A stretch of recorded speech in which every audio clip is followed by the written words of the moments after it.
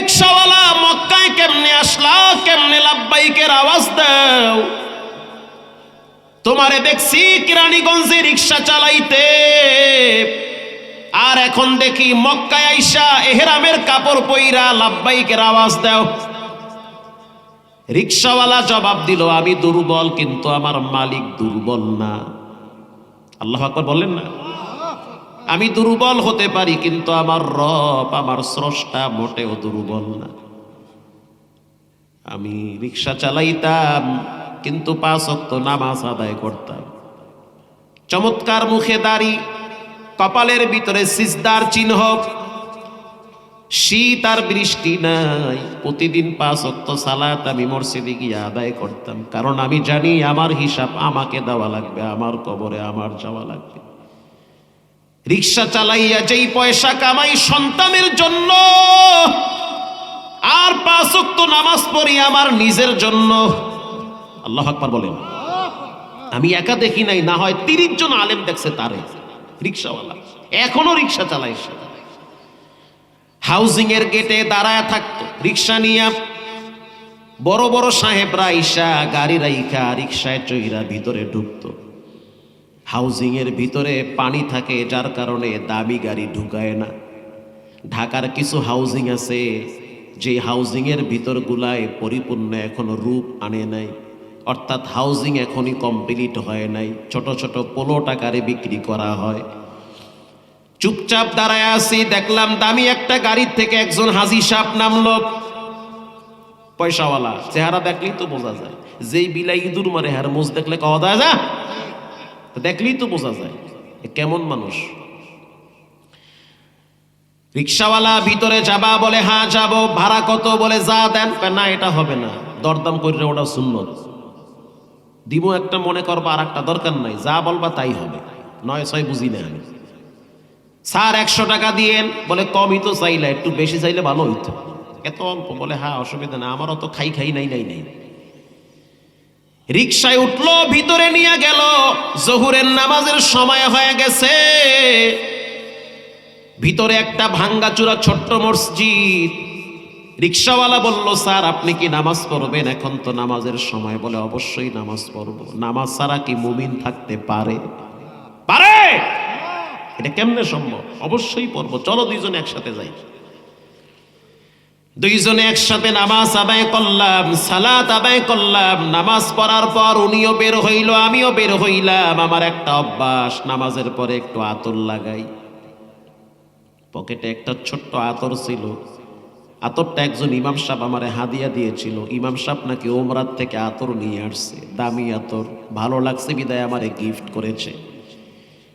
নামাজ শেষ করার পর আমি ওই হাজী সাহেবের হাতে একটু আতর লাগাইয়া দিছি। স্যার একটু আতর লাগাবেন, খুব মজার আতর, আমার ইমাম সাহেব হাদিয়া দিয়েছে, খুব ফাইন ঘ্রাণ। মারহাবা বলে। আরে কোন ঘাড়ের পানি কই যায় মাওলা সারা জানে কিনা, কখন কি হয়ে যায় এটা কেউ জানে না। জানেন কে? হাজী সাহেব বললে, এত সুন্দর আতর কোথায় পাইলা? বলে ইমাম সাহেব দিছে, উমরাত থেকে নিয়ে আসছে। আমি বেশি লাগাই না, তাড়াতাড়ি শেষ হয়ে যাবে এই জন্য। খালি মুখটা খুলি, হালকা ডলা দিয়া লাগায়া নামাজে দাঁড়ায় যাই, মনে ছিল না, নামাজের পরেই লাগাইলাম। এরপরে আমি পেট্রোল দিলাম, হ্যান্ডেল ধরলাম, কিছু দূর গেলাম। হাজী সাহেব আমারে বলল, রিকশাওয়ালা তোমার আতর তো অনেক মজার, আমারে দিবানি? না দেওয়া যাবে না স্যার, আতর যদি আপনারা দেই তাহলে কিন্তু মক্কা মদিনার স্মৃতি আমার কাছে থাকে না। আমি আল্লাহর ঘরকে বড় ভালোবাসি, যদিও মক্কা মদিনায় যাই নাই, কিন্তু যারা মক্কা মদিনার থেকে আসে তাদের ধুলাগুলা পারি না আমি বুকে লাগাইতে। হাজী সাহেব যখন দেখলো তার ভিতরে মক্কার প্রেম আছে, মদিনার প্রেম আছে, হাজী সাহেব বলল, রিকশাওয়ালা তোমার কি মনে চায় মক্কায় যাইতে, মদিনায় যাইতে? বলে অবশ্যই চায়। আমি যদি তোমার এই মক্কা মদিনায় নেওয়ার ব্যবস্থা করে দেই তাহলে কি তোমার অসুবিধা আছে? হুজুর বলার সাথে সাথে আমার তো ভিতরে আবেগে আমি আবৃত হয়ে গেছি, চোখে পানি চলে আসছে। আমি হাজী সাহেবের হাতটা ধইরা চুমা দিয়া বললাম, হাজী সাহেব যে আমারে মক্কা মদিনায় নিবে সারা জীবন তার আমি কৃতজ্ঞ হব। আল্লাহু আকবার বলেন। সে আমাকে বলল, আগামীকাল তুমি আমার সাথে উত্তরায় 13 নম্বরে দেখা করবা, দেখা করো আমার সাথে। আমি বললাম মস্কারি করছে মনে হয়। সে আমাকে নাম্বার লেখা দিল যে এই নাম্বারে ফোন দিবা। আমি চইলা গেলাম নাম্বার অনুযায়ী সেই জায়গায়। ভিতরে গিয়া দেখলাম অনেক বড় অফিসার মানুষ, কয়েকটা গার্মেন্টসের মালিক। প্রতি বছর তিনি অনেক মানুষকে হজে নেয় ফ্রিতে ওনার টাকার মাধ্যমে। যখন আমি গেলাম আমাকে বলল ছবি তুলো, পাসপোর্ট জমা দেওয়া হবে, নতুন পাসপোর্ট হবে, আগামী হজের সফরে তুমি আমার সাথে মক্কা মদিনার সফরে যাবে। আল্লাহু আকবার, জোরে বলেন। বলেন যেটা কেউ পারে না সেটা পারেন কে? আল্লাহ তাআলা পারে। আল্লাহর উপরে ভরসা রাখেন, আপনার অন্ধকার দিনগুলো আল্লাহ পাক আলোকিত করে দিবে। যার ভিতরে 3টা গুণ থাকবে তার গুনাহ আল্লাহ মাফ করবে, তার জন্য রব্বুল আলামিন রিজকের রাস্তাকে খুলে দিবে। এর ভিতরে আল্লাহ তাআলা 5টা গুণ সম্পর্কে বলেন, ইন্নামাল মুমিনুনা আল্লাযীনা ইযা যুকিরাল্লাহু ওয়াজিলাত কুলুবুহুম ওয়া ইযা তুলিয়াত আলাইহিম আয়াতুহু যাদাতুহুম ঈমানা। এক নম্বরের ইমানদারদের গুণ হতে হবে, তার ভিতরে ঈমান থাকা লাগবে। 3 জিনিসের নাম ঈমান। ইকরার বিল লিসান, জিহ্বা লড়ায়া পড়তে হবে। বিনা খুঁটিতে আসমান ঝুলায়া রাখছেন কে? এটাকে বলা হয় মৌখিক স্বীকৃতি। মুখ দিয়া বলতে হবে, বিশাল বড় জমিনটারে পানির উপরে ভাসায়া রাখছেন কে? আবার এই জমিন যখন লড়াচড়া শুরু করেছে, বড় বড় পাহাড় দিয়া প্যারাক মাইরা জমিনটারে স্থির করেছেন কে? এটা মৌখিক স্বীকৃতি, ইকরার বিল লিসান। 2 নম্বরে তাসদীক বিল জানান, গাছের একটা পাতা পড়লেও একজনের পারমিশন লাগে, তিনি হলেন কে? 3 নম্বরে আমাল বিল আরকান, মুখে বললে হবে না, অন্তরে বিশ্বাস করলে হবে না, রবকে সিজদা দিয়া দেখাইতে হবে, তুমি আমার রব, এই রবই আমার সব। সমুদ্রের পানি ডাইনে যায় বামে যায়, এক পাশের পানি মিষ্টি আর এক পাশের পানি লবণ, এটা করেন কে? এটা অন্তর থেকে বিশ্বাস করা লাগবে। একজন সাহাবী বলল, যাকাতুল ঈমান, ঈমান কাকে বলে? আল্লাহর হাবিব বলল, মান রাদিয়া বিল্লাহি রাব্বা, তুমি তোমার রবকে পাওয়ার পরে যদি সন্তুষ্ট হও, আল্লাহ যে আমাদের রব, আপনারা খুশি না বেজার? আসতে বললে হবে না, খুশি না বেজার?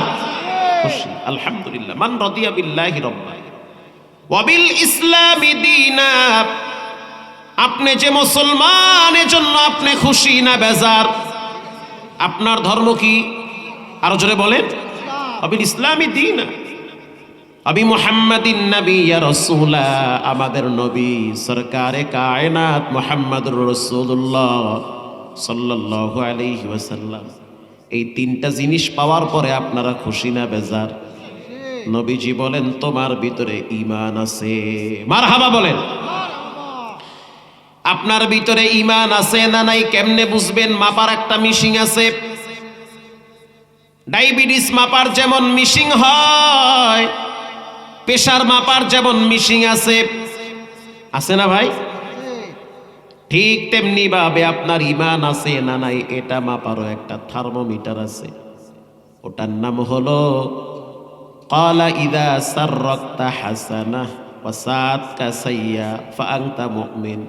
ভালো কাজ যখন আপনার অন্তরে শান্তি দেয়, নামাজ পড়া ভালো কাজ, কোরআন পড়া ভালো কাজ, জিকির করা ভালো কাজ, কোরআনের পক্ষে স্লোগান দেওয়া ভালো কাজ, এই ভালো কাজ যাদের অন্তরে শান্তি দিবে, বুঝতে হবে তাদের কি আছে। বলেন ভাই, ঈমান আছে। খারাপ কাজ যাদের অন্তরে অশান্তি দিবে, বুঝতে হবে তাদের অন্তরে ঈমান আছে। আপনি গোপনে একটা খারাপ কাজ কইরা ফেলাইছেন, পৃথিবীর কেউ দেখে নাই, দেখেছেন কে? এই খারাপ কাজটা করার পরে আপনার ভিতরে জ্বালা পড়া শুরু হয়ে গেছে। কেন আমি খারাপ কাজটা করলাম? এই খারাপ কাজের কারণে আমার ফ্যামিলির উপরে এটার প্রভাব পড়তে পারে। আপনার ঘুম হয় না, খানা হয় না, কেন আমি জঘন্য অপরাধটা করলাম? মিথ্যা কথাটা আমি কেন বললাম? নবীজি বলেন, খারাপ কাজ যখন তোমার অন্তরে অশান্তি দিবে, বুঝতে হবে তোমার ভিতরে কি আছে। জোরে বলেন ভাই, কি আছে? ঈমান আছে। হযরত ওমর রাদিয়াল্লাহু তাআলা আনহু বসে বসে হাড্ডির উপরে লিখতেছে। তৎকালীন সময় তো কাগজ ছিল না যে লেখা যাইতো কাগজে, লেখা লাগতো হাড্ডির উপরে, পাথরের উপরে লেখা লাগতো, পাতার উপরে লেখা লাগতো। হযরত ওমর রাদিয়াল্লাহু তাআলা আনহু বসে বসে কাগজের উপরে, কি বলে, পাতার উপরে, হাড্ডির উপরে লিখতেছে। পিছনে একজন যুবক দাঁড়ায় রইছে। যুবকের চোখের পানি আর কান্নার আওয়াজ হযরত ওমরের কানে চলে আসছে। হযরত ওমর তাকায় দেখলো যুবকের চোখের পানি বায়া বায়া বায়া বায়া জামা ভিজতেছে। হযরত ওমর প্রশ্ন করলো, মা ইউবকিকা ইয়া শাবাব, কেন কাঁদো, কি হয়েছে? এত ফুটন্ত গোলাপ যুবক, তোমার মুখে থাকবে আনন্দ আর হাসি, আজ তোমার দেখি মনটা বড় মলিন হয়ে আছে, কারণটা কি? যুবক বলল, ওমর, আমার জীবনে আমি এমন একটা পাপ করছি, কারো কাছে বলতেও পারি না, সহ্য করতেও পারি না, নীরবে একা একা জ্বলতেছি। যুবক ভাইয়েরা, পায়ে হাত দিয়া বলি, ইচ্ছা করে প্ল্যান প্রোগ্রাম করে কোনো পাপ করা যাবে না। পাপ মানুষকে কোনোদিন শান্তি দেয় না। পাপের অপর নাম হলো মানসিক যন্ত্রণা। পাপ মানুষকে নীরবে জ্বালায়া পুরায়া ছাই বানায়। পাপ মানুষের পারিবারিক জীবনে অশান্তি বাড়ায়। পাপ মানুষের ব্যক্তি জীবন, সামাজিক জীবনে অশান্তি বাড়ায় দেয়। কুল্লু নাফসিম বিমা কাসাবাত রহিনা। পৃথিবীর সবার কথা মিথ্যা হতে পারে, আল্লাহ নবীর কথা মিথ্যা হতে পারে? পারে? পারে না। হযরত ওমর প্রশ্ন করলো, কেন কাঁদো? বলে, পাপ করছি। কি পাপ করলা? বলে, বলা যাবে না, লজ্জা হয়। কেমনে বলি, শরম লাগে, কিন্তু অপরাধ কইরা ফেলাইছি, ধরা খায় গেছি আল্লাহর কাছে, কি করব আমি এখন? বাঁচার তো কোনো রাস্তা নাই। হযরত ওমর রাদিয়াল্লাহু তাআলা আনহু এই যুবককে সাথে নিয়ে নবীর দরবারে চলে গেল। আল্লাহর হাবিব তাকায়া দেখলো ওমরের চোখের গোড়ায় পানি পড়তেছে। নবীজি প্রশ্ন করলো, মা ইউবকিকা ইয়া ওমর, কেন কাঁদো, কি হয়েছে?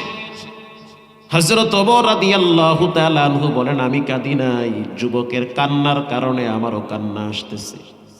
যুবক মানুষ, চোখে পানি, খুব কষ্ট লাগে আমার। আল্লাহর হাবিব বলল, ডাকো যুবক রে, কেন কাঁদে? মা ইউবকিকা ইয়া শাবাব, কি হয়েছে, কেন তোমার চোখের পানি ঝরতেছে? যুবক বলল, ওগো আল্লাহর হাবিব, মানুষ তো এমনে এমনে কাঁদে না। কান্নার কারণ হলো 7টা। 7 কারণে মানুষ কাঁদে। এর ভিতরে কিছু কান্না আছে আল বুকা ও মিনাল ফারাহ, অতি আনন্দে মানুষ কেঁদে দেয়। যেমন কয়েকদিন আগে কুড়িগ্রামে এক রিক্সাওয়ালার ছেলের মাথায় পাগড়ি দিলাম। ছেলেটার বয়স মাত্র 11 বছর। 12 জন ছাত্রর মাথার পাগড়ি দিছি, তার ভিতরে সবচেয়ে তার বয়স কম। মাদ্রাসার হাফেজ সাহেব বলল, সবার চেয়ে তার পড়ার মান ভালো। অথচ তাকায় দেখলাম তার বাবা অজর ধারায় কাঁদতেছে। কেন কাঁদেন? বলে, আজকে আমি কষ্টে কাঁদি না, আজকে আমি আনন্দে কান্না করি। আমার সন্তানের তেলাওয়াত শুনলে আমার অন্তরটা ঠান্ডা হয়ে যায়। এত কষ্ট কইরা পয়সা কামাই, মরার আগে যদি সন্তানটা দেখি দিনের রাস্তায় আছে, মইরাও তো শান্তি পাওয়া যাবে। এটাকে বলা হয় আনন্দের কান্না। গত বছর আপনারা দেখছেন সারা বাংলাদেশে মেডিকেলে যেই ছেলেটা চান্স পাইছে, তার বাড়ি হলো বরিশাল উজিরপুরে। ওর বাবা একজন কৃষক মানুষ। সাংবাদিকরা প্রশ্ন করলো, আপনার ছেলেটা তো চান্স পাইছে, কেমন লাগে? তখন ছেলের বাবা কাঁদে আর বলে, আজকের কান্না হলো আনন্দের কান্না, কষ্টের কান্না না। এতদিন ছেলেটাকে খাতা কিনে দিতে পারি নাই, কলম দিতে পারি নাই, নীরবে একা একা কাঁদছি। আজ কান্নার ফল পাইছি। এই কান্না হলো আনন্দের কান্না। কিছু কান্না আছে আল বুকা মিনাল ফারাহ, অতি সুখে কাঁদে। মেয়েটা মেডিকেলে চান্স পাইছে, বাবায় রিক্সা চালায়, এখনো অনলাইনে তাদের ছবি ভাইরাল। বাবায় কাঁদে, কেন কাঁদে? আনন্দের কান্না। ছেলে বিসিএস ক্যাডার, বাবার চোখে পানি। কেন কাঁদেন? বলে সন্তান সফল হয়েছে। ঠিক না বেঠিক? আবার কিছু কান্না আছে আল বুকা মিনাল হুজুন, টেনশনের কান্না। মামলা আছে 11টা, পুলিশে ধরতে পারলে বাটাম দিবে। ঘরে ঘুমাইতে পারে না, ধান খেতে গিয়ে ঘুমান লাগে। বলেন ভয়, টেনশন আছে না নাই? টেনশনের কান্না, ভয়ের কান্না। এটা দুনিয়ার ভয়, দুনিয়ার টেনশন।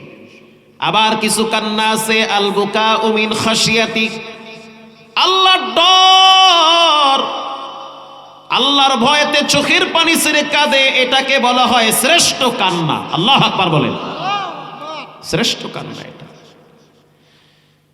নবীজি প্রশ্ন করলো কেন কাঁদো? বলে এই কান্না হলো রবের ডরের কান্না। জীবনে এমন একটা অপরাধ করছি, ঘরের বাচ্চারা পর্যন্ত জানে না যে আমি বাবা কত বড় অপরাধী। বাসায় গেলে বাচ্চারা মনে করে আমার বাবা বুঝি আল্লাহওয়ালা মানুষ, নেককার মানুষ, কিন্তু আমি বাপ যৌবনের তাড়নায় তো অনেক অন্যায় করে ফেলেছি। আমার স্ত্রী জানে স্বামী অনেক ভালো, কিন্তু না না, গোপনে আমি মারাত্মক পাপের সাথে জড়িত হয়েছি। টেনশনে ঘুম হয় না, খানা খাইতে পারি না, ভয় লাগে, কারণ পাপ মানুষকে শান্তি দেয় না। ঠিক না বেঠিক? কইরা ফেলাইছি, পাপ কি করো? নবীজি বলল এমন কি অপরাধ করলা? হাল আশরাকতু বিল্লাহ, তুমি কি আল্লাহর সাথে শিরিক করছো? কালা, শিরিক করি না আমি। আল্লাহ একজন, আল্লাহুস সামাদ, তিনি বেনিয়াজ বেমুখাফিকি, কারো কাছে ঠেকা না। দুনিয়ার সবাই একজনের কাছে ঠেকা, তিনি হলেন কে? নবীজি আবার বলল হাল কাতালতু নাফসি, তুমি কাউকে খুন করেছো, কতল করেছো? বলল না হুজুর, আমি খুনও করি নাই, কাউকে হত্যা করি নাই। শিরিক করলা না, হত্যা করলা না, তাহলে এমন কি পাপ করেছো? যুবক বলল ইয়া রাসূলুল্লাহ, আমার একটা বদ অভ্যাস আছে, পৃথিবীর মানুষ জানে না, জানেন আমার আল্লাহ। যখন মহল্লার কোনো মানুষ মারা যায়, লাশ যখন কবরে রাখে, আমি সেই কবরের পাশে গিয়া দেখি লাশ ভিতরে আছে, বুঝতে পারি লাশ ভিতরে আছে। আমি কবর খনন করে লাশ বের করে কাপনের কাপন আলাদা কইরা উলঙ্গ অবস্থায় লাশ ফালায়া রাখি, আর কাপনের কাপন নিয়া বাজারে বিক্রি করি। আমি হইলাম নাম করা চিহ্নিত একজন কাপন চোরা। কি চোরা? কাপন চুরি করি। ঘটনাক্রমে একদিন শুনতে পাইলাম মদিনার একজন সুন্দরী সুশ্রী নারী মারা গেছে। সংবাদটা পাওয়ার পর আমি চইলা গেছি গোরস্থানে। গোরস্থানে যাওয়ার পর আমি একা একা নিজের হাতে মাটি সরাইলাম। মাটি সরানোর পর আমি লাশ ওখান থেকে বের করলাম। লাশ বের করার পর আমি কাপনের কাপন আলাদা কইরা ফেলাইছি। আমি তাকায়া দেখলাম অনেক সুন্দর সুশ্রী নারী। আমার ভিতরে তখন কাম ভাব চলে আসছে, আমার ভিতরে তখন নফসে আম্মারা প্রভাব লাভ করেছে। ওগো আল্লাহর হাবিব, তখন আমি ওই মৃত সুন্দরী নারীর সাথে জিনা করেছি। এরপরে যখন আমি জিনা কইরা রওনা হইছি, তখন আল্লাহর কুদরত, আল্লাহ মেয়েটার জবান খুলে দিয়েছে। আল্লাহু আকবার বলেন। মেয়েটার কণ্ঠে আওয়াজ দিয়ে বলল, যুবক এটা কি করলি? নিজেও নাপাক হইলি, আমারেও নাপাক বানাইলি। জীবনে কোনোদিন আমার সাথে এরকম ব্যবহার কেউ করে নাই। হাসরের ময়দানে কোন চেহারা নিয়ে রবের সামনে দাঁড়াবি? এমন একটা দিন আসবে মাটির নিচে তোমাকেও যেতে হবে। মাটির জায়গাটা কিন্তু বড় ভয়ঙ্কর জায়গা। মাটির নিচে কেউ কাউকে সাপোর্ট করে না, কেউ কাউকে পরিচয় দেয় না, ফালায়া রাখবে, খবর নিবে না, দোয়া করবে না, বাতিও জ্বালাইবে না, কম্বলও দিবে না। এটা এমন একটা জায়গা, বছর চলে যাবে তারপরেও কেউ কিছু পাঠাইতে চায় না। এই জায়গায় আসার পরে মানুষের অবস্থা কিন্তু ভয়াবহ হয়ে যায়। জিনাকার হয়ে গেলাম, তাও আবার মৃত নারীর সাথে জিনা করলাম। ওগো আল্লাহর হাবিব, এই আওয়াজ শোনার পরে আমার তো বদদয় হয়েছে, বিবেক বুদ্ধি আমার খুলে গিয়েছে, আসলেই তো জঘন্য অপরাধ করেছি। খাবার খাইতে বসলে মেয়েটার কণ্ঠের আওয়াজ আমার কানে ভাসে, খাইতে পারি না, ঘুমাইতে পারি না, কারণ পাপ মানুষকে শান্তি দেয় না। আমি যখন রাত্রিবেলা বিছানায় পিঠটা লাগাই তখন ভয় লাগে, না জানিয়েই বুঝি কবরে শোয়া লাগছে। গো আল্লাহর হাবিব, এখন আমার কি উপায়? ওই যে হাদিস পড়লাম, খারাপ কাজ যখন মানুষের অন্তরে অস্থিরতা বাড়ায় দেয়, কেন আমি খারাপ কাজ করলাম, এটা যদি অন্তরে থাকে বুঝতে হবে তার ভিতরে কি আছে। জোরে বলেন কি আছে? ভাই, অপরাধ হইতেই পারে, মানুষ বলতেই গুনাহগার, কিন্তু গুনাহ করার পরে এটার উপরে স্থির থাকা যাবে না, তওবা করতে হবে, অস্থিরতা চলে আসতে হবে। আল্লাহর হাবিব এই যুবককে ধমক দিয়া তাড়ায় দিল, চলে যাও এখান থেকে, মৃত নারীর সাথে জিনা করলাম, আর তোমার চেহারাটা আমি আর দেখতে চাই না।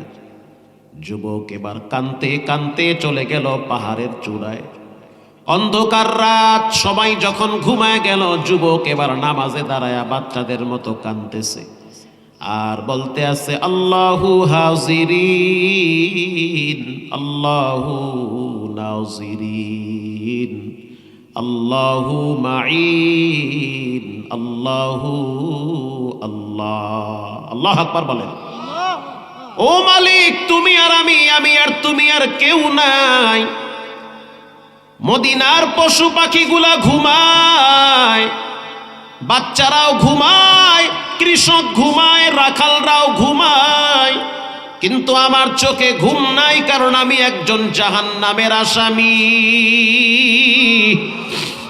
গুনাহ করে করে আমি আমার জীবনটারে নাপাক বানায় ফেলাইছি। মাটিতে পা রাখলে মনে হয় মাটি আমার পা ধরে টান মারে, কারণ মাটিরও জবান আছে। ইয়াউমা ইযিন তুহাদ্দিসু আখবারাহা, মাটি একদিন রবের সাথে কথা বলবে। এটা অপরাধী, আমার ভিতরে দিয়ে দেন, এটা খারাপ, আমার ভিতরে দিয়ে দেন, এর ব্যাপারে আমি সাক্ষী দিলাম, অপরাধ করেছে, আপনি মঞ্জুর করেন।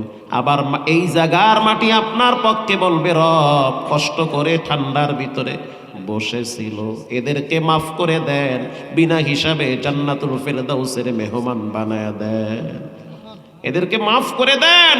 ঠান্ডা মাটিতে ধৈর্যের সহিত একজন আলেমের কাছ থেকে কিছু নসিহত শুনেছে, আমি মাটি সাক্ষী দিলাম, সবগুলারে ক্ষমা করে দেন। हर गुरीदे देने तू तैयार है, जो न मांगे उससे तू बेजार है। চোখের পানি আর কান্না আল্লাহর কাছে সবচেয়ে প্রিয়। বাচ্চা যদি না কাঁদে, মা তাহলে দুধ দেয় না। বান্দা যদি না কাঁদে, রবের কাছে কবুল হইতে চায় না। পৃথিবীর সমস্ত আমল মাপা হবে, কিন্তু বান্দার চোখের পানি মাপা হবে না। কারণ হাদিসে আসছে, চোখের পানির বিনিময় হলো আল্লাহর জান্নাত, চোখের পানির দ্বারা জাহান্নাম নিবানো হবে। চোখের পানি ছেড়ে অজরে কানতে আছে, মালিক যদি আমারে মাফ না করেন তাহলে আপনি উপর থেকে গজব দিয়ে আমাকে শেষ করে দেন, আর যদি আমাকে ক্ষমা করেন তাহলে আপনি আমাকে ইজ্জতের সহিত আবার নবীর সামনে পাঠায়া দেন। আল্লাহর কাছে বড় মায়া লাগছে, কারণ রসুল বলেছেন, আত্তাইবু মিনাজ যামবি কামাল্লা যামবালা। মায়ের পেট থেকে বাচ্চা যেমন দুনিয়াতে আসে, কোনো পাপ নাই, নিষ্পাপ। একটা মানুষ যখন তওবা করে, সেও তখন নিষ্পাপ হয়ে যায়। قل يا عبادي الذين أسرفوا على أنفسهم لا تقنطوا من رحمة الله।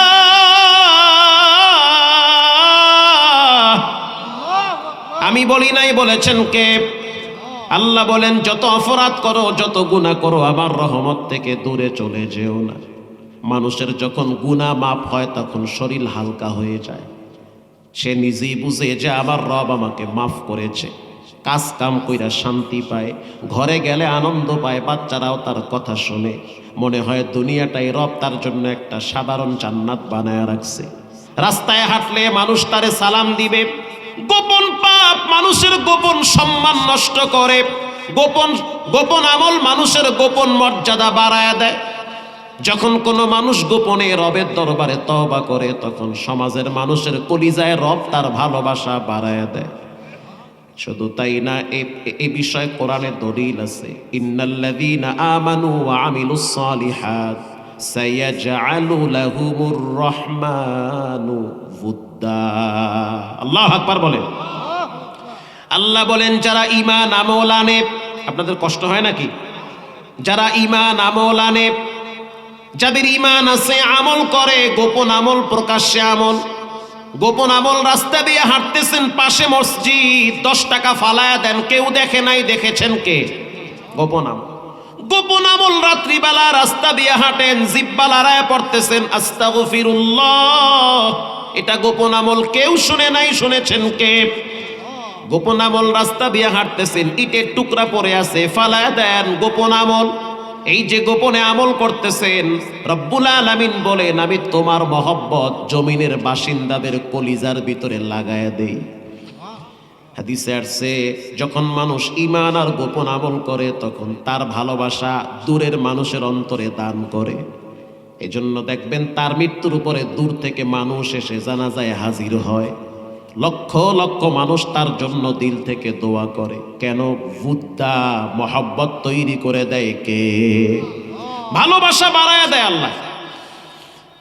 যখন যুবক বলল রব্বুল আলামিন হয় মাফ করেন, তা না হলে এখানেই শেষ করে দেন, আল্লাহ রব্বুল আলামিন হযরত জিবরাইলকে পাঠায় দিল কোরআনের আয়াত দিয়া। মারহাবা বলেন। হযরত জিবরাইল আইসা হাজির, কোরআনের একটা আয়াত নিয়ে আসছে, والذين إذا فعلوا فاحشة أو ظلموا أنفسهم ذكروا الله।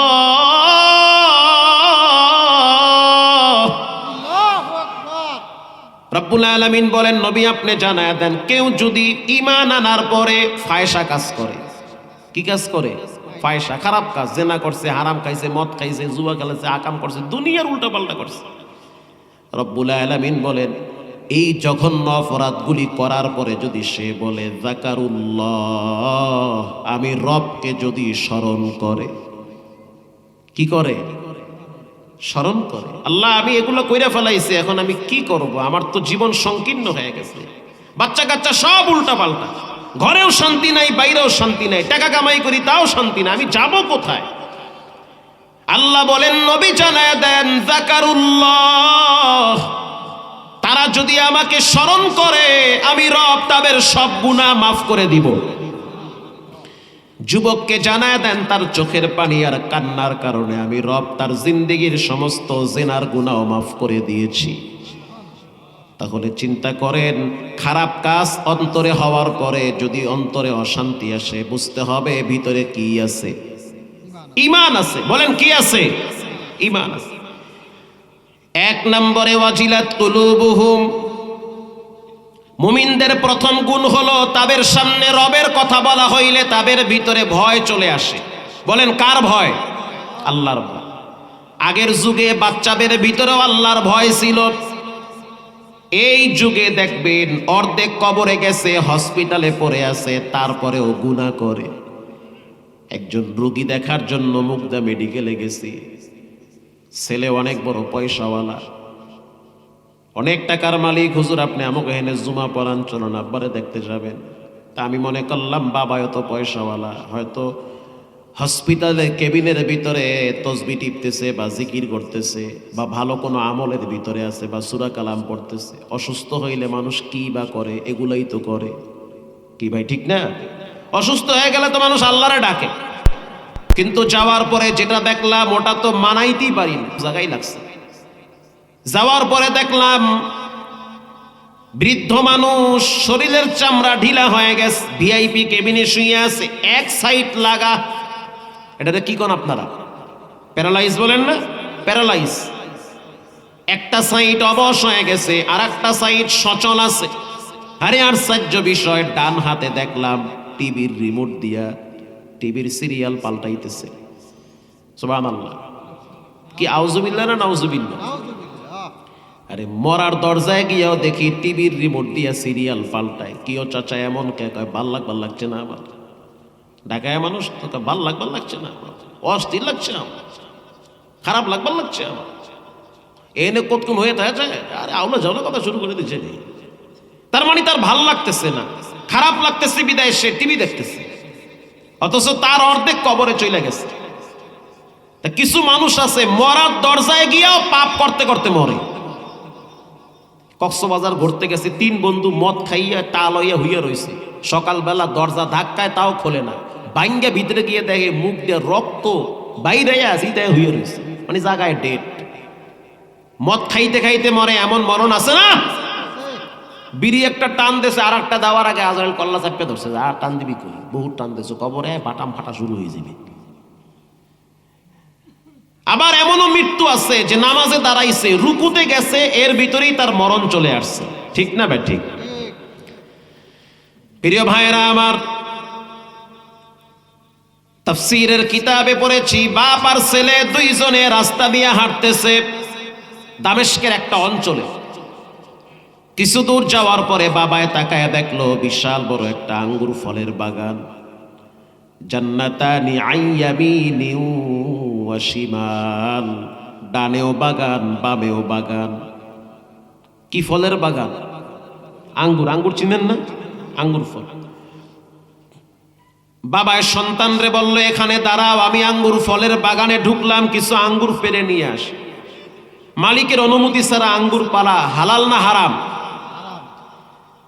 সন্তানকে বলল, সন্তান এখানে দাঁড়াও, আমি ভিতরে ঢুকতেছি, কেউ যদি আমাকে দেখে তাহলে সতর্ক করবা। বাবায় কেবলমাত্র বাগানে ঢুকলো, আঙ্গুরের থোকা ধইরা টান মারছে। যখনই টান মারল, সন্তান চিৎকার দিয়া বলল, ইয়া আবি আহাদুন ইয়ারানা, ও আমার বাবা, একজন ব্যক্তি তোমার দিকে তাকায় আছে। বাবায় জোতা মতো হালায় মারছে, দৌড়। ধরা বুঝি খায়া গেছি, মালিক বুঝি আইয়ে পড়ছে। আইসা দেখে সন্তান একা চুপচাপ দাঁড়ায় রইছে। বাপ বলতে আছে, সন্তান তুমি কি আমার সাথে মজা নিতেছো? বলে, না না, মজা নেই না। তাহলে কেন বললা যে কে যেন আমার দিকে তাকায় রইছে? কেউ তো দেখি না। সন্তান বলল, বাবা, মানুষ তো দেখে না, কিন্তু মানুষের আল্লাহ তোমার দিকে তাকায় রইছে। বাবায় তখন সন্তান তারে বুকের সাথে জড়ায়া কপালে চুমা দিয়া বলে, মালিক এমন সন্তান দিয়েছ যেই সন্তান কিনা তোমার ভয় আমারে দেখায়। আর বর্তমান সমাজের সন্তানরা মা বাবার সাথে বেয়াদবি করে, অবহেলা করে। মা বাবার কণ্ঠের আওয়াজ এখন আর মজা লাগে না। নিজের ঘর দামি ঘর, নিজের খাট দামি খাট, মায়ের খাট হলো ভাঙ্গা ব্রিটিশ পিরিয়ডের খাট। নিজের মাথার উপরের ফ্যানটা ব্র্যান্ডের ফ্যান, বাবার রুমের ফ্যানটা দেখি পাখাগুলা বেঁকা হয়ে জং ধরে গেছে। নিজের শরীরে দামি কম্বল, বাবার শরীরে তেরানের কম্বল দিয়ে ঘুম পাড়ায় রাখছে। অথচ এমন একটা সময় ছিল যখন সন্তানের সুখ শান্তির জন্য বাবায় একটা শার্ট গা দিয়া বছরকে বছর কাটাইছে। সন্তানের শান্তির জন্য বাবায় দামি জুতা পায়ে লাগায় নাই। সন্তানের সুখ শান্তির জন্য বাবা 3 বেলা পেট ভইরা খাইতে পারে নাই। সন্তানের সুখ শান্তির জন্য বাবা আরামের বিছানায় ঘুমাইতে পারে নাই। আছে না নাই? রব্বুল আলামিন বলেন, ওয়ালা তানহারুহুমা, খবরদার মাথায় চাকি দিয়া কথা বলবা না। ওয়া কুল্লাহুমা কাওলান কারীমা, নরম ভাষায় মা বাবার সাথে কথা বলবা। তাহলে মুমিনদের 1 নম্বরের গুণ, ওয়াজিলাত কুলুবুহুম, আল্লাহর কথা বইলে, আল্লাহর কথা বললে তাদের অন্তরে ভয় চলে আসবে। বলেন কার ভয়? আল্লাহর। আজান হয়ে গেছে, শাটার লাগায় দেন। আজান হয়ে গেছে, অটো গাড়ি ব্রেক করেন। আজান হয়ে গেছে, কৃষক কৃষিকাজ বাদ দিয়া নামাজের জন্য প্রিপারেশন নেন। ঠিক না বে ঠিক? আল্লাহর আওয়াজ কানে আসছে, সব পালান, নিজের ভালো তো পাগলেও বুঝে। 2 নম্বরে وَإِذَا تُلِيَتْ عَلَيْهِمْ آيَاتُهُ زَادَتْهُمْ ঈমানা। রব্বুল আলামিন বলেন 2 নম্বরের গুণ, মুমিনরা কোরআন তেলাওয়াত করে। মারহাবা বলেন। এটা কি আমার কথা না আল্লাহর কথা? وَإِذَا تُلِيَتْ عَلَيْهِمْ آيَاتُهُ মুমিনরা নিয়মিত কোরআন পড়ে। আল্লাহর হাবিব বলল, সাহাবীরা কে পারবা এক খতম পইরা ঘুমাইতে? বেলাল বলে, হুজুর আমি না গোলাম, মানুষের বাড়ি কাজ করি, উটের পায়খানা সাফ করি, আমার দ্বারা তো সম্ভব হবে না, গরিব মানুষ আমি। খাব্বাব রাদিয়াল্লাহু তাআলা আনহু বলল, হুজুর আমিও গরিব। খোবায়েব বলল, হুজুর আমিও গরিব, এক খতম কোরআন শরীফ পড়ার মতো শক্তি আর সামর্থ্য আমার নাই। আম্মার রাদিয়াল্লাহু তাআলা আনহু বলল, হুজুর ইসলাম গ্রহণ করার পর বেঈমানেরা আমার সম্পদগুলো সব দখল করেছে, আমি পারবো না, আমি গরিব মানুষ, পেটে ভাতে জীবন চালাই। আল্লাহর হাবিব সাল্লাল্লাহু আলাইহি ওয়াসাল্লাম বলল, তোমাদের জন্য সুসংবাদ, ও নারী ও পুরুষ তোমাদের জন্য সুসংবাদ, ও নারী ও পুরুষ তোমাদের জন্য সুসংবাদ। কেউ যদি সূরা ইখলাস 3 বার পাঠ করে, তার আমলনামায় 1 খতম কোরআনের নেকি জমা করে দেওয়া হয়। হযরত বেলাল হাইসা দিয়া বলল, হুজুর নিঃসন্দেহে এটা রবের পক্ষ থেকে আমাদের প্রতি দয়া। মারহাবা বলেন। 3 বার তেলাওয়াত করতে 1 মিনিট সময় লাগে। কুল হুয়াল্লাহু আহাদ আল্লাহুস সামাদ লাম ইয়ালিদ ওয়া লাম ইউলাদ ওয়া লাম ইয়াকুল লাহু কুফুয়ান আহাদ। 3 বার পড়বেন, 1 মিনিট সময় লাগে। নবী বলেন, মান ক্বারা কুল হুয়াল্লাহু আহাদ, একবার যদি পড়ো 10 পারা লিখে দেওয়া হয়, 2 বার 30 পারা 20 পারা, 3 বার 30 পারার নেকি আমলনামায় জমা হয়। যেদিন চোখ বন্ধ হয়ে যাবে সেদিন বুঝবা প্রত্যেকটা হরফ তোমার কবরে বাতি জ্বালায়া দিবে। আল্লাহর হাবিব সাহাবায়ে কেরামদের চেহারার দিকে তাকায় দেখলো অনেকের চেহারা মলিন হয়ে আছে। নবীজি বলল, চেহারা মলিন হওয়ার কোনো কারণ নাই, সুসংবাদ তোমাদের জন্য। ধনী মানুষের বাড়ি গাড়ি দেখা আফসোস করবা না, বিশেষ করে ধনীদের বড় বড় ইমারত দেখে, অট্টালিকা দেখে মনে কষ্ট নিবা না। একটা সময় ধনীওয়ালাও থাকবে না, বাড়িওয়ালাও থাকবে না, বাড়িও থাকবে না, সব ভেঙ্গে মাটির সাথে মিশায় দিবেন কে? তোমাদের জন্য একটা সুসংবাদ, তোমরা কে পারবা সূরা ইখলাস 10 বার পড়তে? নবীর সাহাবী সাদ বিন আবি ওয়াক্কাস দাঁড়ায় বলল, হুজুর আমি পারবো। 10 বার পড়তে সময় লাগে মাত্র 3 মিনিট। ঠিক না বেঠিক? ধইরা নিলাম আস্তে আস্তে পড়লেও সর্বোচ্চ 5 মিনিট। আল্লাহর হাবিব বলল, সুসংবাদ এগুলো হলো মূল পুঁজি। দুনিয়ায় চলতে যেমন টাকা লাগে, কবরে গেলে এই নেকিগুলা বেশি লাগবে। নবীজি বলল, সুসংবাদ তোমরা সূরা ইখলাস 10 বার পড়ো। কেউ যদি 10 বার সূরা ইখলাস পড়ে, রব্বুল আলামিন তার জন্য জান্নাতে একটা স্বর্ণ এবং রূপা খচিত বিল্ডিং বানায়া দেয়। এটা বাইহাকি শরীফের হাদিস, দুর্বল হাদিস না, সত্য হাদিস। মারহাবা বলেন। সূরা ইখলাস 10 বার পড়বেন, জান্নাতে বিল্ডিং হয়ে যাবে। অন্য এক হাদিসে আল্লাহর হাবিব বলেন, কে পারবা 1 খতম কোরআন তেলাওয়াত কইরা বিছানায় ঘুমায় যাবা আরেক দিন? সাহাবীরা বলল, হুজুর আমরা গরিব, কষ্ট করে সংসার চালাই, 1 খতম পড়া তো এত সহজ না। নবীজি বলল, সুসংবাদ যদি সূরা জিলজাল 2 বার তেলাওয়াত করো, ইযা জুলজিলাতিল আরদু জিলজালাহা, এই সূরাটা হলো কিয়ামত সম্পর্কে সূরা। যেমন রব্বুল আলামিন বলেন, ইযা জুলজিলাতিল আরদু জিলজালাহা। শুনতে কেমন লাগে না? জিলজালাহা, যখন জমিনকে কাঁপানো হবে। বলেন কে কাঁপাবে? আল্লাহ নিজে বলেন, যখন জমিনকে কাঁপানো হবে। ওয়া আখরাজাতিল আরদু আসকালাহা, যখন মাটির নিচের বোঝাগুলা উপরে ফালায় দেওয়া হবে। মাটির নিচের বোঝা হলো মানুষ। কে? মানুষ। যখন দেখবেন আপনার দাদা সামনে ঘুরতেছে, হাই হাই 80 বছর আগে দাদায় মরছে, এখন দেখি সামনে আটতে আছে, সুবহানাল্লাহ। ওয়া আখরাজাতিল আরদু আসকালাহা, রব বলেন যখন দেখবা মাটির নিচের বোঝা উঠায় ফেলানো হয়েছে। এই যে কয়েকদিন আগে ভূমিকম্প হয়েছে দেখছেন, যখন ধাক্কা মারছে তখন বাপ ছেলেরে ভুলে গেছে, বাপ দৌড় মারছে, ছেলের কথা ভুলে গেছে, ছেলে ঘুরতে আছে, বাবারে খুঁজা পায় না। 4 তলার উপরে ছিল, আইফোন নিয়ে বের হয়েছে, ধাক্কা খাইয়া মোবাইল পইরা গেছে। এই যুগের মানুষ তো নিজের জীবন দিয়ে দেয়, তারপরেও তো মোবাইল ছাড়ে না। কথা কন না কা? আর তাকায়া দেখো দামি আইফোন লাখ টাকার উপরে পইরা গেছে, ট্যারি পায় নাই যে আর মোবাইল পইরা গেছে, নিজের জীবন নিয়ে দৌড় মারছে। বাচ্চারে খাবার খাওয়াইতে আছে, হঠাৎ বিল্ডিং কাইপা উঠছে, খাবার ফালায়া মা দৌড় মারছে। যখন দোকানের ভিতরে ধাক্কা লাগলো, দোকানের শাটার লাগাবার সময় নাই, ক্যাশ বাক্স নেওয়ার সময় নাই, অটোমেটিক জুতা রাইখা দৌড় মারছে। ঠিক না বে ঠিক?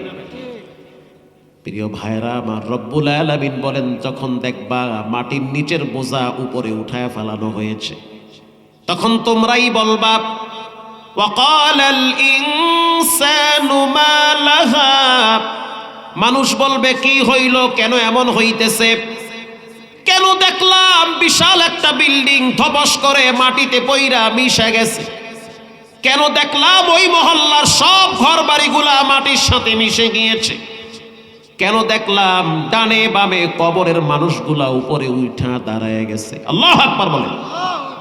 এটা হঠাৎ একদিন হয়ে যাবে। রব বলেন ওয়া আখরাজাতিল আরদু আসকালাহা, কিয়ামত সম্পর্কে আল্লাহ সূরা হজের ভিতরে বলেন ইয়া আইয়ুহান নাসুত্তাকু রাব্বাকুম ইন্না জালজালাতাস সাআতি শাইউন আযীম।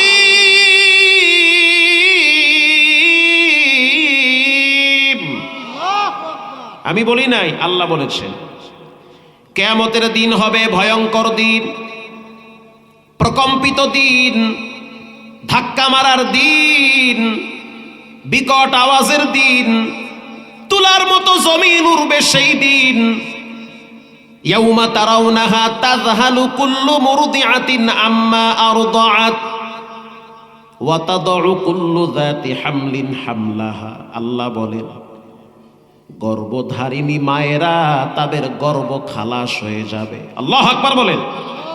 পেটের বাচ্চাটা হঠাৎ বের হয়ে যাবে এই ধাক্কা ধাক্কিতে। দুগ্ধ পুষ্য সন্তান যখন দুধ পান করবে, মা সন্তানের কথা ভুলে যাবে। আল্লাহ বলেন ওয়ামা হুম বিসুকারা, মানুষগুলা নেশার মতো হেলতে থাকবে, ধুলতে থাকবে। ওগো নবীজি, একজন আরেকজনকে বলবে এরা কি নেশাখোর নাকি, এমন কেন করতেছে, অথচ সে নিজেও ঢুলবে। আল্লাহ বলবেন ওয়ামা হুম বিসুকারা, এরা কেউ নেশা করে নাই, তাহলে কি হইছে? ওয়ালাকিন্না আযাবাল্লাহি শাদীদ। আল্লাহ বলেন এটা আল্লাহর আযাব। বলেন কার আযাব? এটা আল্লাহর আযাব। জুমার দিন কিয়ামত হয়ে যাবে। ওয়াকালাল ইনসানু মা লাহা, মানুষ বলবে কি হচ্ছে। ওয়াকালাল ইনসানু মা লাহা ইয়াউমা ইযিন তুহাদ্দিসু আখবারাহা বিআন্না রাব্বাকা আওহা লাহা। এটা রবের অর্ডার। বলেন কার অর্ডার? এটা রবের অর্ডার। নবীজি বলেন কেউ যদি এই সূরা 2 বার পড়ে, সে যেন মনে করে তার রব তার আমলনামায় 1 খতম কোরআনের নেকি জমা করে দিবে। তাহলে মুমিনদের 2 নম্বরের গুণ, তুলিয়াত আলাইহিম আয়াতুহু, মুমিনরা নিয়মিত কোরআন পড়বে। পারেন না তো একটা সূরা পড়েন, তাও পারেন না তো সূরা ফাতিহা পড়েন, তাও যদি না পারেন সূরা ইখলাস তেলাওয়াত করেন। তেলাওয়াত না কইরা মইরেন না, তেলাওয়াত না কইরা খাটিলাই উঠেন না, প্রতিদিন নিয়মিত 2-4টা আয়াত তেলাওয়াত করেন। রব বলেন মুমিনদের 3 নম্বরের গুণ ওয়া আলা রাব্বিহিম ইয়াতাওয়াক্কালুন, মুমিনরা কোরআন তেলাওয়াত করার পর তাদের ঈমান বাড়তে থাকে, বাড়তে বাড়তে তাওয়াক্কুল ভরসা করে একজনের উপরে, তিনি হলেন কে? এরপরে মুমিনদের 4 নম্বরের গুণ, শেষের দিকে চলে আসছে, কষ্ট হবে না। আল্লাযীনা ইউকীমুনাস সালাতা ওয়া মিম্মা রাযাকনাহুম ইউনফিকুন। মুমিনদের 4 নম্বরের গুণ হলো মুমিনরা নিয়মিত সালাত আদায় করে। মুমিনরা প্রতিদিন 5 ওয়াক্ত সালাত আদায় করে। কার জন্য? হে যুবক ভাই, যদি তুমি জিনাও করো তারপরেও বলবো নামাজ ছাইরো না। পায়ে হাত দিয়ে বলি, অনুরোধ করে বলি, এই যুগে মানুষ বেশি দিন বাঁচে না। হঠাৎ হঠাৎ এমন এমন রোগ ধরা পড়ে, মানুষ সুস্থ হয়ে বসেও থাকতে পারে না। নামাজ ছাড়লা তো জীবনের সবচেয়ে বড় ভুলটা করলা। কে মরল কে বাঁচলো দেখার টাইম পরে, তোমার নামাজ আগে পড়া লাগবে। যেই বন্ধু বান্ধব তোমার মোবাইলে আর একটা মেয়ের ছবি পাঠায়, সে বন্ধু হতে পারে না, বন্ধুর বেশে দুশ্মন। যেই বন্ধু বান্ধব তোমারে বাজে আড্ডার দিকে ডাকতে থাকে, সে তোমার বন্ধু হতে পারে না। তোমার বন্ধু হবে যারা, তারা তোমাকে নামাজের দিকে ডাকবে। আজান হয়ে গেলে বন্ধু সব বাদ দেওয়া, আগে আল্লাহর ঠিক রাখতে হবে, ঠিক না বে ঠিক? আজান হয়ে গেলে সব কাজ পরে, নামাজ আগে, ডিউটিগুলার যথাযথ আদায় করা লাগবে। আল্লাহ বলেন মুমিনদের 4 নম্বরের গুণ, মুমিনরা নিয়মিত প্রতিদিন 5 ওয়াক্ত সালাত আদায় করে। গত 4 দিন আগে 5 দিন আগে আপনারা দেখেছেন, আমি এরকম বলতে থাকলে ফজর হয়ে যাবে। এই ভিডিওটা গোটা পৃথিবীর মানুষ দেখছে। ফজরের টাইমে মাদ্রাসার ছাত্ররা, বিশেষ করে হেফজখানার বাচ্চারা আজানের আগে উঠে, কি ঠিক না? কেন আগে উঠে? কারণ ওই সময় তাদের মুখস্থ শক্তিটা ভালো থাকে। ওই সময় মুখস্থ করার পড়াটা 2-4 বার পইরা এরপরে ওস্তাদকে শোনায়। সাধারণত মাদ্রাসার ছাত্ররা তেলাওয়াত করার আগে 2-4 রাকাত তাহাজ্জুদ পড়ে। তাকাইয়া দেখলাম সিসি ক্যামেরা চলতেছে, 4-5টা ছাত্র একসাথে তাহাজ্জুদ পড়ল। কেউ রুকুতে, কেউ সেজদায়, কেউ কিয়াম করতেছে। কিন্তু ছোট একটা বাচ্চা রুকুতে গেল আর দাঁড়াইতে পারতেছে না। ডাইনে বামে সবাই নামাজ শেষ হয়ে গেল। একজনে পিঠে যখন হাত দিল, আস্তে করে কাইতে পড়ে গেছে। 2-4 জন ছাত্র আইনা ধইরা মাথায় পানি দিল, বুঝতে পারলো রুকের ভিতরেই তার জীবনের শেষ নিঃশ্বাস ত্যাগ করেছে। কি মরণ! নামাজে মৃত্যু। যার জীবনে নামাজ নাই, তার জীবনে সফলতা নাই। এবার আপনারা বলেন, যখন কোনো মানুষ মারা যায় তখন তার কবরে সুয়াল জবাব হয় কি হয় না? প্রথম প্রশ্ন হয় মান রব্বুকা, বলেন আমাদের রব কে? এই রব শব্দের প্র্যাকটিস সবচেয়ে বেশি করা হয় নামাজের মাধ্যমে। একটা মানুষ যখন নিয়মিত প্রতিদিন সালাত আদায় করে, তখন সূরা ফাতিহা আছে না নাই? আলহামদুলিল্লাহি রাব্বিল আলামিন বলেন, রব আছে না নাই? প্রতিদিন রব শব্দ জিহ্বায় বাড়ি মারা লাগে। যেটা বেশি জিহ্বায় লারে, ওটা কলিজার ভিতরে লাইগা যায়, ওটা স্বপ্নেও প্রকাশ পায়। যখন একটা মানুষ রুকুতে যায়, তখন দোয়া পড়ে সুবহানা রাব্বিয়াল আযীম বলেন, রব আছে না নাই? এরপরে যখন আবার সোজা হইয়া দাঁড়ায়, তখনও পরে রব্বানা লাকাল হামদ বলেন, রব আছে না নাই? আবার যখন আপনি সিজদায় যান, তখন পড়েন সুবহানা রাব্বিয়াল আ'লা বলেন, রব আছে না নাই? প্রতিদিন যদি আপনি নামাজ আদায় করেন, অন্তত পক্ষে যদি ফরজটাও পড়েন, তা হইল 200 বার রব শব্দ মুখ থেকে আল্লাহ বের করে। আর এই মানুষটা যখন হঠাৎ মারা যায়, ফেরেশতারা যদি প্রশ্ন করে, বলো তোমার রবের নাম কি? অটোমেটিক মুখ থেকে বের হয় রব্বি আল্লাহ, রব আমার একজন, তিনি হলেন কে? 5 নম্বরের গুণ, মুমিনরা আল্লাহর দেওয়া সম্পদ আল্লাহর রাস্তায় ব্যয় করে। 1 নম্বরের গুণ, রবের কথা শুনলে ভয় আসে। বলেন কার ভয়? 2 নম্বরের গুণ, তারা নিয়মিত কোরআন তেলাওয়াত করে। 3 নম্বরের গুণ, তারা তাওয়াক্কুল ভরসা ব্যবসার উপরে করে না, রাজনীতির উপরে করে না, ভরসা করে একজনের উপরে, তিনি হলেন কে? 4 নম্বরে সালাত, 5 নম্বরে দান।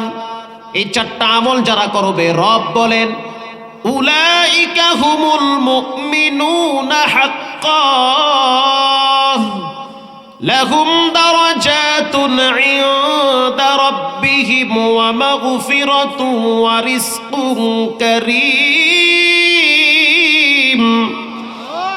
আল্লাহ বলেন তারাই হলো প্রকৃত মুমিন যাদের ভিতরে 5টা গুণ থাকবে। রবের ওয়াদা, তাদেরকে ক্ষমার ঘোষণা দেওয়া হইল, তাদেরকে মাফ। এক নামাজ থেকে আরেক নামাজ মাঝখানে যত গুনাহ সব আল্লাহ মাফ করে দেয়।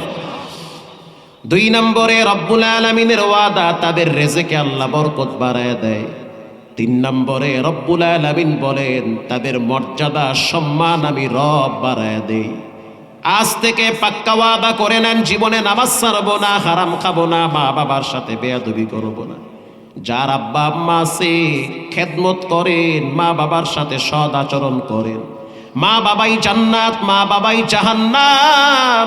যার আব্বা আম্মা নাই কবরের পাশে দাঁড়ান, সূরা ফাতিহা পড়েন, সূরা ইখলাস পড়েন। যদি আব্বা আম্মা বেঁচে থাকে, তাদের নেক নজরে থাকেন, তাদের কাছ থেকে দোয়া নেন। মা বাবার সাথে খারাপ ব্যবহার করার পর বাইতুল্লাহর ইমাম হইল কোনো লাভ হবে না।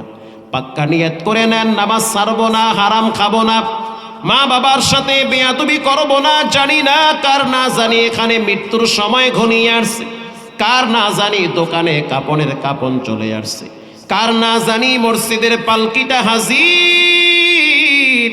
পাক্কা নিয়ত করে নেন, নামাজ ছাড়বো না, কোরআন তেলাওয়াত ছাড়বো না, মা বাবার সাথে খারাপ ব্যবহার করবো না। দিলটা যদি ভালো থাকে, জীবনের শেষ তওবার নিয়ত মনে করে 2টা হাত তুলে আল্লাহকে দেখায়া দেন, নারায়ে তাকবীর। আয় আল্লাহ হাতগুলা কবুল করে নেন। জীবনে একবার না বারবার মক্কা মদিনার ঘেরান নেওয়ার তৌফিক দান করেন, বলেন আমিন। রঙ্গে তাকওয়া, রঙ্গে সিদ্দিক, রঙ্গে দিন, তা'আবদু বাকি বুয়াদ বর আবেদি।